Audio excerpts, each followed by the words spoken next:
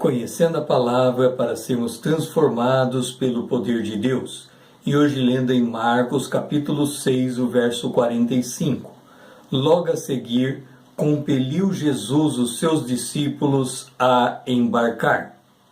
Nós estamos vendo a história da travessia do mar que está registrada em Marcos, no capítulo 6, do verso 45 a 52. E vamos passar essa história câmera lenta, passo a passo, quadro a quadro, porque na palavra de Deus, cada pedaço do caminho há uma pepita de ouro para ser descoberta.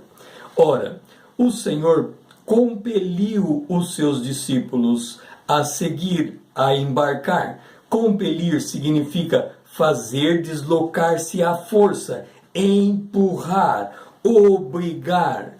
Quando nós lemos essa passagem, nós devemos entender que Jesus estava no mar da Galileia, entre Cafarnaum e Betsaida, em um lugar deserto, em um lugar solitário.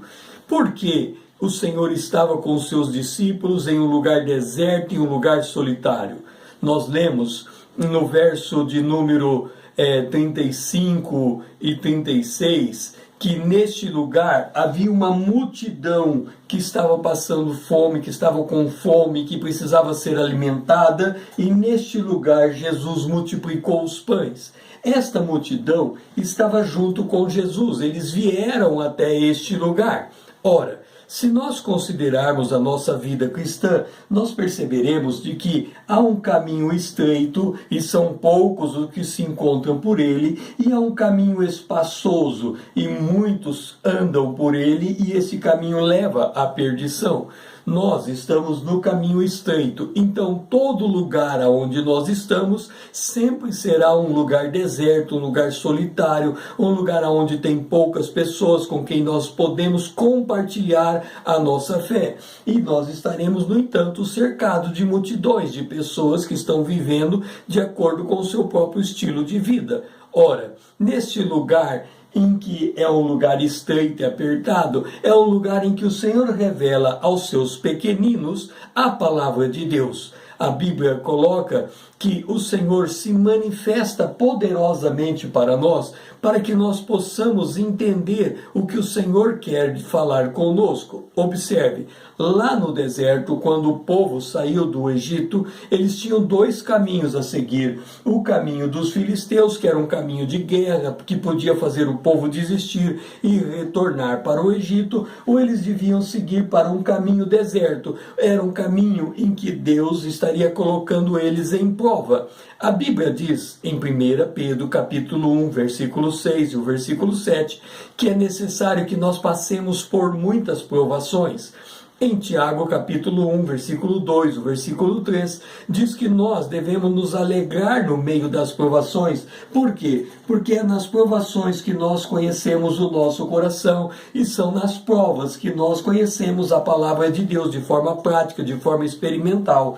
E é na provação que a nossa fé é confirmada diante do Senhor. E este é o propósito, para que no lugar estreito nós possamos aprender de Deus. E o que devemos aprender neste lugar? A Bíblia diz em Mateus capítulo 16, o verso 24 e o 25, preste atenção, neste princípio. Então disse Jesus aos seus discípulos: se alguém quer vir após mim, a si mesmo se negue, tome a sua cruz e siga-me, porque quem quiser salvar a sua vida vai perdê-la.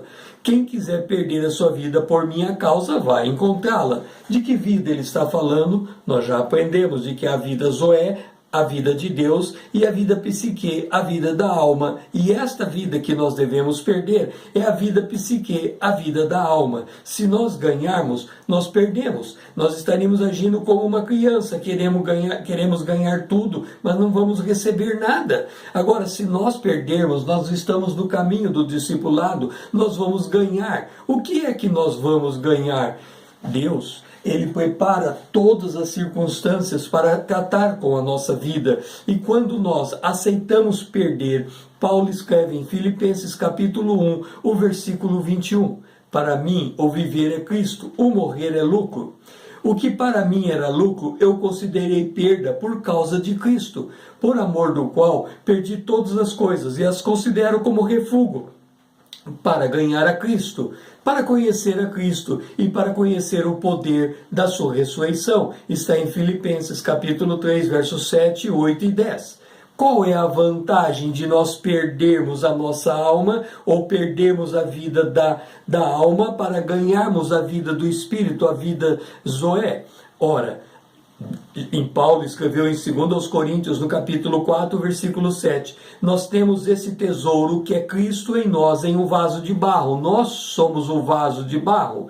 Em 2 Coríntios, verso 4, 11, ele diz, porque nós, os que vivemos, somos sempre entregues à morte por causa de Jesus, para que também a vida de Jesus se manifeste em nossa carne mortal. Portanto, quando o Senhor diz, se nós quisermos ganhar a nossa vida, nós perdemos, e se nós quisermos perder a nossa vida, nós ganhamos, ele está dizendo o seguinte, ou você defende o seu direito e permanece no caminho da multidão e no caminho da guerra, e você vai ter que correr seu próprio risco, ou você aceita se deixar humilhar, você não entra em sua defesa, e isto vai converter morte em vida. Quem permanece no caminho deserto, no caminho solitário, no caminho estreito, no caminho que conduz à vida, passa por provas. No entanto, a prova por qual ele passa gera vida, e a vida que ele gera, ele alimenta a multidão, porque ele passa a ter uma experiência com Deus.